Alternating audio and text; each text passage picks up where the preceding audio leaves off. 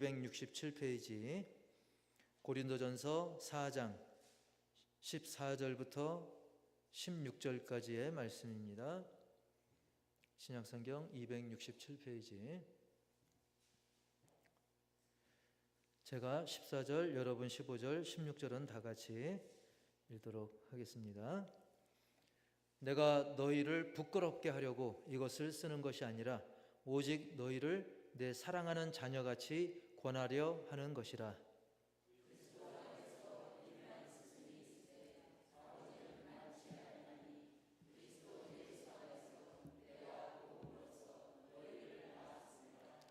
그러므로 내가 너희에게 권하노니 너희는 나를 본받는 자가 되라. 아멘. 오늘 제목은 우리 다 같이 시작. 아버지 스승. 아버지 스승이라는 제목으로 함께 말씀을 나누겠는데, 제가 퀴즈를 문제를 하나 내면 우리나라 전투기 중에 F-15가 있고 F-16이 있습니다. 그 그림을, 비행기 그림이 이제 F-15는 저 F-15예요. 위에 있는 거 아래에 있는 거 다 같은 기종이고, F-16은 또 16 밑에 있는 두 개가 다 F-16입니다. 다 비슷하게 생겼죠. 여러분, 15가 더 비쌀까요? 16이 더 비쌀까요? 네, 이거 설문조사 해야 되나요? 자, 15 한번 손들어 봅시다. 15가 더 비싸다. 네. 아니, 이거 틀려도 상관없는 거예요. 부끄러우니까 손을 이렇게 들면 자, 16이 더 비쌀 것이다. 네. 네.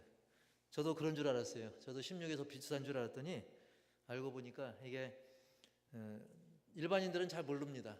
근데 그 미국 아틀란타 베델교회 그 이혜진 목사님이라고 공군 장교 출신이에요. 그분이 그 7년 전 설교에 그런 이야기를 하시더라고요. 그분이 이제 군 생활을 했으니까 공군으로 7년 전에 2017년 전에 저 F-15가 그때 당시 1200억, 지금은 올라서 환율이 올라서 1450억쯤 되는데, 그 비행기 한 대가 2017년도에 F-15가 1억 달러, 그때 1200억, 지금은 한 1450억쯤 됩니다. 너무 비싸니까 F-15를 가성비 있게 좀 옵션을 잘 이렇게 조절해 가지고 가성비 있게 약간 싸게 만들자 한 게 F-16이더라고요. 그래서 F-16이 그때 한 500억에서 600억, 굉장히 싸죠. 1,600억에 비하면. 그래서 5, 600억을 했는데 요즘 환율이 올라서 한 800억 정도 지금은 이제 된다고 합니다. 그 정도로 이 전투기가 굉장히 비싼 거예요. 여러분, 뭐 조그만 승용차도 뭐 몇천만 원하고 몇 억씩도 하는데, 그죠? 하늘 나르는 그 최신의 전투기 얼마나 비싸겠습니까? 그런데 또 하나 질문을 또 던진다면, 그 비행기를 몰다가 위기 상황, 비행기에 문제가 생겨가지고 둘 다 살릴 수는 없어요. 그럼 비행기를 살려야 됩니까? 조종사를 살려야 됩니까? 역시 수준이 높습니다. 비행기가 더 비싼 거 아니냐? 근데 사람의 생명은 일단 기본적으로 사람은 영적 존재 아니겠습니까? 그래서 우리가 신앙적으로 바라볼 때도 당연히 조종사를 살려야 되고, 그리고 실제적으로도 그 공군 그 규정이나 그런 거에서도 조종사를 먼저 살립니다. 왜냐하면 F-15가 또 F-16이 아무리 비싸고 강력해도 조종사가 없다면, 그거를 능숙하게 조종할 사람이 없으면 그건 그냥 비싼 쇳덩어리인 거예요. 비싼 쇳덩어리에 불과하기 때문에, 게다가 실제로 전쟁이 벌어지면 너무나 당연하게 그 숙련된 조종사가 당연히 기본적으로 있어야 되는데, 그런 조종사를 키워내려면 정말 시간이 많이 걸립니다. 그래서 10수년간이 걸린다 그래요. 거의 20년 가까운 시간이 걸린다 할 정도로, 좀 과장하면. 그리고 그런 조종사를 또 잘 키워내려면 당연히 훌륭한 선생님, 비행 교관 그 선생님도 있어야 되죠. 그리고 뭐 꼭 비행 교관 아니라 할지라도 물론 모든 분야에는 다 좋은 선생님이 필요하고, 그 좋은 선생님은 너무나 귀한 존재인데요. 특히 이 그 전쟁의 승패를 가르는 그런 공중전에서 이 비행기 그 전투기 조종사의 역량이 너무나 중요하고 그것을 가르치는 선생님이 중요하다고 한다면 우리가 이걸 영적인 원리로 전환을 해보면 마찬가지로 저와 여러분들은 모두가 예수 그리스도의 군사인 줄 믿습니다. 그렇기 때문에 우리는 내가 원든 원치 않든 내가 싸우기 싫다 해도 우리는 이 세상에 살고 있는 한 치열한 그 영적 전쟁의 한복판에 있는 것입니다. 난 안 싸울래요. 내가 싸우기 싫다고 안 싸워지는 게 아니에요. 뭐 우크라이나는 뭐 싸우기 싫어서 싸웁니까? 우리도 전쟁 그 대비 준비 하고 싶어서 합니까? 원치 않아도 우리는 전쟁 가운데 있고 영적으로도 육적인 전쟁뿐만 아니라 영적으로는 그야말로 더 치열한 전쟁의 한복판에 있는 것입니다. 오늘날도 그 공중 권세 잡은 마귀가 그 마귀의 권세와 우리가 싸워서 이겨야 되기 때문에 우리에게도 무기가 필요해요. 전쟁에서는 일반 전쟁에서는 F-15나 F-16이나 좀 거기다 그것도 모자라기 때문에 원자폭탄, 수소폭탄 그런 것도 필요하겠지만 영적 전쟁에서는 그런 거 저리 가라 할 정도로 더 강력한 무기가 필요한데 그 최고의 무기는 영적 전쟁의 최고의 무기는 바로 성경인 줄 믿습니다. 이건 제 이야기가 아니라 에베소서 6장 17절에도 그렇게 말씀하고 있어요. 시작. 구원의 투구와 성령의 검 곧 하나님의 말씀을 가지라. 하나님의 말씀을 성령의 검, 악한 마귀를 물리치고 모든 유혹을 이겨낼 수 있는 이 성령의 검, 바로 하나님의 말씀이 이 강력한 성령의 검이다. 성령의 검은 곧 하나님의 말씀이다. 그것을 가져라 라고 명령하고 있는데 너무나 감사하게도 저와 여러분에게는 이토록 강력한 성령의 검, 하나님의 말씀이 주어진 것을 믿습니다. 그래서 이 강력한 무기를 갖고 있는 여러분 F-15, F-16을 조종하는 조종사도 귀하듯이 너무나 강력한 세계 최강, 우주 최강의 무기를 갖고 있는 이 성경 말씀을 갖고 있는 우리들 여러분 한 분 한 분이 다 귀하고 그리고 아울러서 이 말씀을 가르치는 분들 또한 너무나도 귀한 존재라는 것입니다. 우리는 이 세상 살아가면서 뭔가를 가르치는 위치에 있는 분들을 많이 접하게 되죠. 이 가르치는 일들 다 의미가 있고 다 보람이 있습니다. 아이를 유아를 지도하는 사람부터 해가지고 또 노인학교에 이르기까지 그 외에도 모든 분야에 가르치는 일들 굉장히 의미 있고 보람이 있죠. 그리고 이런 가르치는 분들과 가르침을 받는 사람들 사이에는 나름대로 또 관계가 형성이 되어가지고 근데 그 관계가 뭐 좋은 경우도 있고 때로는 변질되거나 악용돼가지고 문제가 발생해서 뭐 TV에 나오기도 하는데요. 그런데 오늘 말씀에도 보니까 1만 스승을 이야기합니다. 1만 스승. 10명도 1000명도 아니고 1만 스승을 얘기하는데 실제로 우리는 이 1만 스승이라는 그 표현이 맞을 정도로 공식적인 어떤 선생님 직업을 가진 사람 이외에도 우리가 살다 보면 많은 가르침들을 이 사람에게서 받고 또 저 사람에게서 받고 이 사람을 통해 배우고 저 사람을 통해 배우기 때문에 사실 그렇게 생각하면 1만 스승이라는 표현이 낯설지만은 않은 것입니다.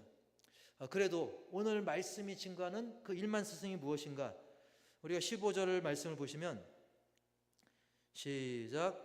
그리스도 안에서 1만 스승이 있으되 아버지는 많지 아니하니 그리스도 예수 안에서 내가 복음으로써 너희를 낳았음이라.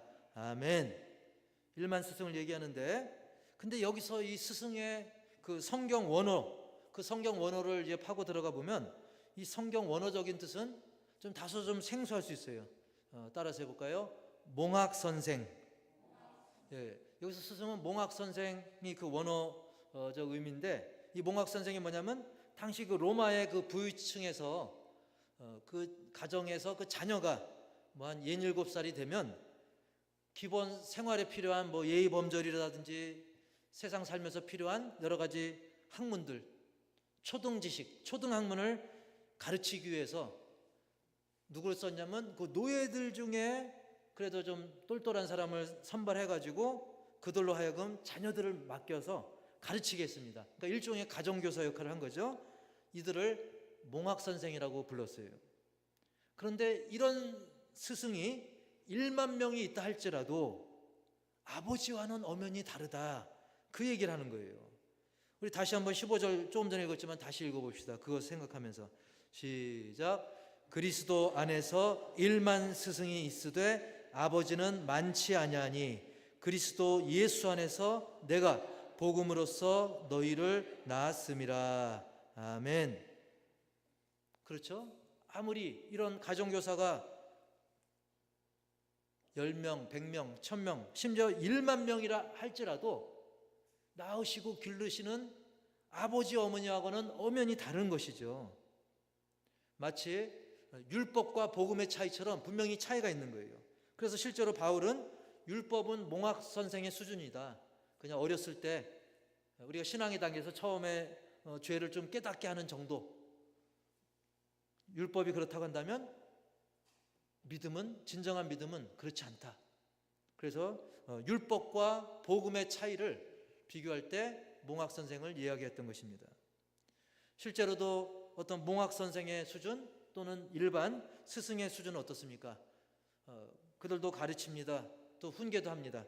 근데 훈계도 안 들으면 어떻게 해서든지 수단과 방법을 정말 가리지 않고서라도 얘를 내가 변화시키겠다, 그 정도까지는 잘 가지 못하죠. 나름의 어떤 거리라는 게 있습니다. 일반 스승은 훈계를 하더라도 어느 정도 거리를 유지합니다. 괜히 잘못했다가 책임질 일 발생하면 안 되기 때문에 그냥 어느 정도 본분만 다해도 훌륭한 선생님 소리를 듣는 것입니다. 하지만 부모라면, 사랑하는 아버지 어머니라면 어떻게 할까요? 적당한 거리 유지가 아니죠. 그냥 밀착해가지고 계속 안타까운 마음으로 결코 포기하지 않고 사랑으로 끝까지 자녀를 변화시키고자 애쓰는 것이 바로 부모와 일만 스승의 차이인 줄 믿습니다. 물론 세상이 좀 많이 변하다 보니까 간혹 부자지간에도 다툼이 있고 또 모녀지간에도 다툼이 있고 서운함도 있고 이런저런 일들이 있습니다. 그럼에도 불구하고 부모 자식 간은 원래부터 남이었던 이 몽학 선생이나 세상의 스승들과는 그 관계의 깊이 자체가 분명히 다른 거예요. 분명히 차이가 있는 것이죠. 물론 세상이 워낙 악해지다 보니까 세상에는 스승보다 못한 부모도 존재하긴 하지만 그래도 일반적으로 생각해 보면 부모님과 그리고 남인 스승과는 다른 것입니다.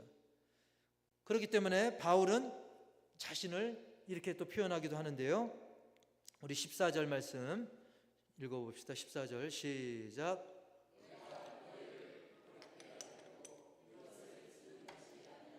오직 너희를 내 사랑하는 자녀같이 권하려 하는 것이라. 아멘. 바울이 고린도 교회 성도들에게 이 말씀을 전하는 것은 그들로 하여금 뭔가 부끄럽게 하려고 아니면 자기 어떤 개인의 어떤 이득을 취하려고 이 말씀을 쓰는 게 아니라는 거예요. 그가 이 말씀을 전하는 이유는 바로 그들을 사랑하는 자녀와 같이 여겨서 그들에게 권면하려고 그 말씀을 쓴다는 겁니다. 이어서 15절에도 이렇게 말씀하죠. 시작. 그리스도 안에서 1만 스승이 있으되 아버지는 많지 아니하니 그리스도 예수 안에서 내가 복음으로써 너희를 낳았음이라. 아멘. 심지어 내가 너희들을 낳았다라고 그 비유적으로 표현하기까지 합니다. 즉 고린도 교회 성도들에게 있어서 바울은 당시에 그 널려있던 몽학 선생, 스승 그 정도 차원이 아니라 마치 아버지와 자녀와의 관계처럼 굉장히 끈끈하고 또 진정한 사랑으로 품는 그런 관계에 있다라고 이야기하는 거예요. 그래서 바울은 내가 너희들을 낳았다. 내가 너희들을 그냥 낳은 건 아니고 복음으로써 너희를 낳았다. 복음으로 전도하고 복음으로 가리켜서 너희들을 그리스도의 제자로 또 하나님의 자녀로 성장하게끔 내가 도왔다. 그리고 애 낳는 게 어려운 거잖아요. 힘든 거잖아요. 그런 고난과 수고를 통해서 내가 너희들을 낳았다. 그런 의미에서 내가 너희의 아버지 역할을 하는 것이다 라고 이야기하는 겁니다. 근데 실제로도 바울이 제2차 전도 여행 중에 고린도 교회를 세우게 됩니다. 그때 정말 바울은 그들에게 생명을 다해서 예수 복음을 전하고 말씀을 가르치고, 이후에도 멀리 떨어져 있을 때도, 그 자리를 비울 때도 계속해서 그 아버지의 마음으로 간절히 기도해왔던 것입니다.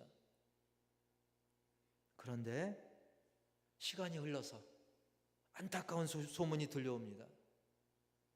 고린도 교회에 여러 가지 어려운 일들이 벌어졌다는 거예요. 그 일 중에 하나가 고린도전서 1장 11절, 이미 그 고린도전서 저 앞에 기록이 되어 있죠. 시작. 너희에 대한 말이 내게 들리니 곧 너희 가운데 분쟁이 있다는 거예요. 저 그림은 옛날 고린도 교회 기둥만 남은 그런 터인데요, 그 교회에 분쟁이 있다는 소문이 들려오는 거예요.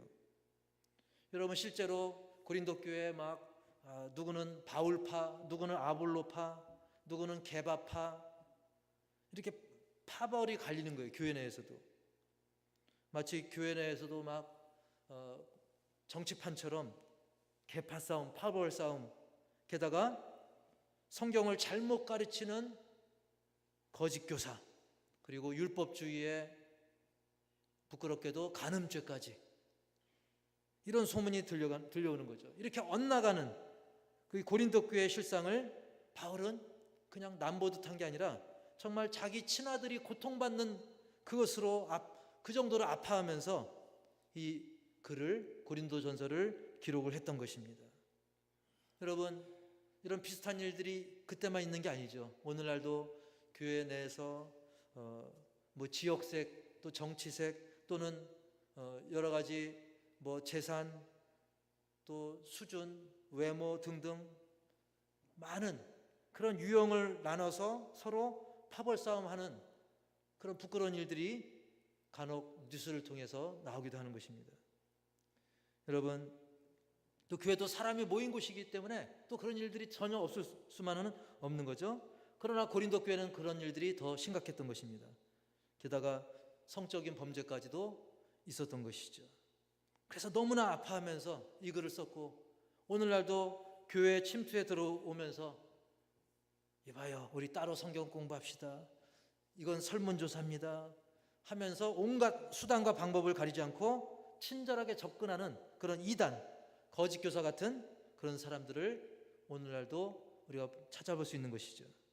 자, 어쨌든 이 사도 바울은 일반 스승과는 다르게 자기 주장보다는 오직 예수 그리스도의 복음을 전하고 가르치고 계속 기도해 왔기 때문에 안타까운 마음으로, 간절한 마음으로, 심지어 내가 망해도 이 사람들은 예수님 제대로 믿었으면 좋겠다, 이런 이야기를 할 정도로 그는 그들을 품고 사랑했기 때문에 바울은 자신을 나는 너희를 복음으로 낳은 아버지다 라고 이렇게까지 이야기를 하고 있는 것입니다. 그리고 바울은 21절에 이렇게 말씀하고 있죠. 21절에 시작. 너희가 무엇을 원하느냐? 내가 매를 가지고 너희에게 나아가랴. 사랑과 온유한 마음으로 나아가랴. 자, 아멘. 여러분, 아무나 막 매를 때릴 수 있는 게 아니죠. 그리고 사랑과 온유한 마음까지, 때로는 따끔한 매, 때로는 사랑과 온유한 마음, 이거 부모가 보여줄 수 있는 것이죠. 물론 열정과 사랑이 가득한 선생님도 보여줄 수 있긴 하지만, 어쨌든 만약에 우리가 이 말씀을 잘못 오해해서 내가 매를 가지고 너희에게 나아가랴, 사랑과 온유한 마음으로 나아가랴, 이 둘 중에 하나를 택하라는 것인가? 그게 아니라 둘 중에 어느 한 편만 딱 고르라는 게 아니라, 바울은 그들을 복음으로 낳은 그 아버지의 마음으로 되어 있기 때문에 때로는 따끔하게 매처럼 따끔한 훈계와 책망을 하기도 했고, 때로는 온유하게 그들을 품어주고 또 사랑하며 위로해 줄 수 있는 진짜 그 아버지 중에 아버지의 모습을 바울이 그런 모범을 보였다는 것입니다. 그래서 만약에 바울을 스승이라고 부른다면 바로 아버지 스승이라고 부를 수 있다는 것입니다. 따라서 해볼까요? 아버지 스승. 예, 우리도 우리의 영적 자녀들에게 아버지 스승으로 불림받기를 주의 이름으로 축원합니다. 그런데 바울은 지금까지도 약간 충격적인 부분이 있죠. 야, 바울이 정말 자기가 낫지도 않은 사람들에게 이렇게 아버지 이상의 사랑을 보여주다니. 근데 그게 다가 아니라 다소 충격적이게 이런 권면을 합니다. 저는 참 쑥스러워서 이런 말 하기 쉽지 않을 텐데요. 16절 시작. 너희는 나를 본받는 자가 되라. 아멘. 그렇죠. 여러분도 누구에게 야, 너 나 본받아 이렇게 말하는 게 쑥스러워서라도 또 실제로 부족해서라도 우리가 결코 하기 쉬운 말은 아닙니다. 근데 바울이 이런 말을 했다고 해서 절대 교만해서가 아닙니다. 바울은 정말로 그 아버지 마음으로 한 거예요. 얘들아, 좀 나를 따라서 좀 하렴. 너무나 안타까운 마음에 고린도 교회 성도들이요, 지금 이럴 때입니까? 이렇게 서로 파벌 싸움하고 서로 다투고 이파저파 나누고 게다가 막 음란죄까지, 그리고 그 외에도 많은 거짓 교사에 속아가지고 죄악에 빠져서 헤매는 그런 너무나 사랑하고 너무나 안타까운 마음으로 제발 그런 짓 그만하고 이제는 나를 본받아라. 부모로 말한다면 얘야, 날 좀 따라서 하렴. 그런 모습인 것입니다. 이 말씀을 통해서 우리는 또 예수님을 떠올릴 수 있죠. 예수님은 서로 질투하고 서로 잘났다는 제자들에게 발을 씻겨주면서 내가 너희를 사랑한 것처럼 너희도 서로 사랑해라. 내가 너희들의 발을 씻겨준 것처럼 너희도 서로 발을 씻기는 마음으로 서로 섬겨라. 겸손하라. 이런 예수님을 본받아 바울도 그런 명령을 내렸던 것입니다. 그리고 더구나 바울은 본인 자신도 과거에는 자기의 지식과 경험을 앞세운 채 나름대로는 열심히 한다고 했지만 실제로는 하나님을 대적했었죠. 멀쩡한 사람, 예수님 잘 믿는 사람 순교당할 때, 스데반 순교당할 때 박수치던 그런 사람이었죠. 그랬던 바울이었기 때문에 그야말로 내 새끼 같은 이 고린도 교회 성도들의 안타까운 현실을 두고만 볼 수 없었기에 진정 사랑하는 마음으로 나를 본받는 자가 되라. 시작. 나를 본받는 자가 되라. 우리가 이 말을 하기 위해선 내가 더 변화받아야 되겠죠. 너희들 나 이렇게 보고 있지 않냐? 나 알잖아. 나 옛날 알지? 나 이렇게 변화됐어. 예수님 믿고 이렇게 변화됐어. 이거 완전히 천지개벽이야. 이렇게 변화된 나처럼 너희도 변화를 받아라. 너희도 나처럼 예수님을 닮아가라. 이렇게 권면했던 것입니다. 이렇게 우리는 오늘 말씀을 통해서 바울이 보여준 이런 참 스승의 모습을 보았는데, 바울은 그야말로 우리가 주보 안쪽에도 이렇게 이제 세 가지로 요약해 놓은 것처럼 바울은 정말 부모님 같은 스승이었고요. 그리고 어떤 인간의 잔재주 또는 야가 빠진 어떤 계산적인 그런 게 아니라 복음으로 영혼을 낳는, 복음으로 영혼을 낳고 양육하는 그런 참 스승이었고요. 그리고 나를 본받으라라고 말하는 그런 스승이었다는 거예요. 그런 바울을 향해서 우리는 박수칠만 하죠. 근데 문제는 뭐냐? 우리가 박수야 뭐 1000번 만번도 칠 수 있지만 문제가 뭡니까? 바울은 그렇게 했지만 그러면 나도 바울처럼 그렇게 할 수 있을까? 여러분, 답을 드리겠습니다. 답은 사실 뻔합니다. 바로 우리를 깨우쳐주고 우리로 하여금 바울이 깨우침을 받았듯이 우리를 깨우치시고 또 우리를 인도해 주시는 그분, 바로 성령님의 도우심을 날마다 구하면 그게 정답이 되는 것을 믿으시기 바랍니다. 따라서 합시다. 성령의 도우심을 날마다 구하자. 네, 성령님은 우리에게 있어 최고의 선생님입니다.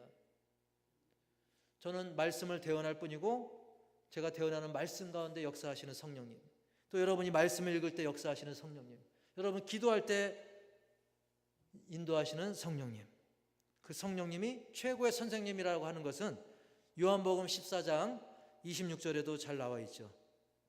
시작. 보혜사 곧 아버지께서 내 이름으로 보내실 성령, 그가 너희에게 모든 것을 가르치고 내가 너희에게 말한 모든 것을 생각나게 하시리라. 아멘. 예수님이 약속하신 그 성령님이 우리를 가르쳐 준다고 그랬어요. 그리고 예수님이 말씀하신 거 다 생각나게끔 도와주신다고 했습니다. 그리고 보혜사라고 말씀하고 있죠. 보혜사, 우리를 보호하시고 해, 은혜 베푸시고 사, 가르치시는 그 성령님의 도우심을 입으면 우리도 바울처럼 뭐 100%는 아니라도 바울처럼 이렇게 변화된 삶을 살면서 나중 믿은 사람들에게 내 모범을 따라하세요라고 말할 수 있는 그런 믿음으로 성장하게 된다는 사실입니다. 여러분, 아까도 말씀드렸듯이 성령님이 역사하시는 가장 강력하고 확실한 통로는 바로 성경입니다. 그래서 에베소 6장 17절 시작. 구원의 투구와 성령의 검 곧 하나님의 말씀을 가지라. 이 말씀이 성령의 검입니다. 물론 우리가 이 세상에서 이 말씀, 성령이 역사하시는 이 말씀을 읽고 또 성령이 도와주시는 이 말씀대로 산다는 것, 그렇게 살다 보면 고난이 따릅니까 안 따릅니까? 말씀대로 살려면 이 험한 세상에서, 사단이 역사하는 이 세상에서 말씀대로 살다 보면 고난도 따릅니다. 그런데 그 고난조차도 좋은 스승이 된다고 말씀하고 있어요. 시편 119편 71절 시작. 고난 당한 것이 내게 유익이라. 이로 말미암아 내가 주의 율례들을 배우게 되었나이다. 아멘. 우리가 고난을 통해서 영적으로 더 굳은 살이 배기고 더 힘줄이 튼튼해지는 것 우리가 경험하지 않습니까? 저 사진은 제가 그저께 저게 월요일부터 오부작으로 했었을 텐데 제가 못 보고 지난 금요일 날 어떻게 우연하게 제가 우연찮게 보게 됐는데 5 쌍둥이가 나오더라고요. 얼마나 귀여운지. 그 중에 하나 아기가 막 뒤집기를 잘 못해서 팔이 껴서 막 낑낑대요. 그때 엄마가 얼른 일으켜주지 않고 지켜보고 최소한의 간섭만 하면서 이렇게 그 아이를 훈련시키더라고요. 그러다가 어느 날 때가 되니까 애가 이렇게 그 훈련이 돼가지고 어느 날 탁 뒤집는데 정말 너무나 감격스러우면서도 동시에 그런 걸 느꼈습니다. 그렇구나. 매번 그 아기를 그냥 애기가 낑낑 대자마자 뒤집어졌다고 한다면 그 아이의 그 발육이나 성장은 오히려 더뎠을 텐데 그 엄마가 훈련을 잘 시켰구나. 그 아기와 그 엄마를 통해서 우리에게 닥치는 고난, 그 역경, 그것도 나를 단련시키는 좋은 선생님이 될 수 있구나. 좋은 스승이 될 수 있구나. 그것을 깨닫게 되었습니다. 물론 말씀 가운데 역사하시는 성령이 최고고요. 우리가 그대로 말씀대로 살다가 겪는 고난과 역경, 그것도 훌륭한 선생이 된다는 사실입니다. 요즘이나 옛날이나 학교를 가보면 다양한 또 선생님들이 계십니다. 아버지 같은 그런 사명감을 가진 선생님도 있고 또 어떤 분은 그냥 무난하게 있는 듯 없는 듯 계신 듯 안 계신 듯 그런 분도 있고요. 또 저도 학창시절 돌이켜보면 정말 안 좋은 영향이 있는 선생님도 있었어요. 많지는 않았지만 드물게 있었습니다. 근데 중요한 것은 뭐냐? 우리가 남을 보면서 이 사람은 저런 스승, 저 사람은 저런 스승 그러기 전에 사실은 우리가 원치 않든 우리 모두는 누구에겐가는 스승의 위치에 있다는 거예요. 마치 그 부모도 아기가 그 부모를 보고 따르잖아요. 막 욕을 심하게 하는 부모가 밑에서 자란 아이들은 그걸 보고 욕을 나중에 심하게 하는 경우가 많지 않습니까? 누군가 나를 보고 배우기 때문에 우리는 원튼 원치 않든 우리 모두는 스승의 위치에 있다는 사실입니다. 따라서 합시다. 나는 스승이다. 원치 않아도 누군가 나를 보고 영향을 받아요. 장점도 영향을 받고 단점도 영향을 받습니다. 그러므로 우리가 스승의 날이 지났지만 우리가 먼저 최고의 스승이신 성령님의 인도, 또 말씀의 인도로 변화된 삶을 살아간다면, 그런 나 자신이 좋은 제자이면서 사랑받는 하나님의 자녀가 되면서 동시에 주변 사람들에게 좋은 스승의 위치에 앉게 된다는 사실입니다. 고로 기왕이면 바울이 말했던 그 흔한 일만 스승, 그런 몽학 선생처럼 되지 말고 우리는 바울처럼, 예수님처럼, 물론 내 힘으로는 어렵지만 말씀을 통해, 기도를 통해, 성령의 인도하심을 통해 아버지 스승의 삶을 살아가는, 그래서 여러분을 바라보는 가족들, 이웃들, 친구들, 그들에게 저와 여러분 모두가 바울처럼 아버지 스승의 삶을 살아가기를 주님의 이름으로 간절히 축복합니다. 하나님 아버지,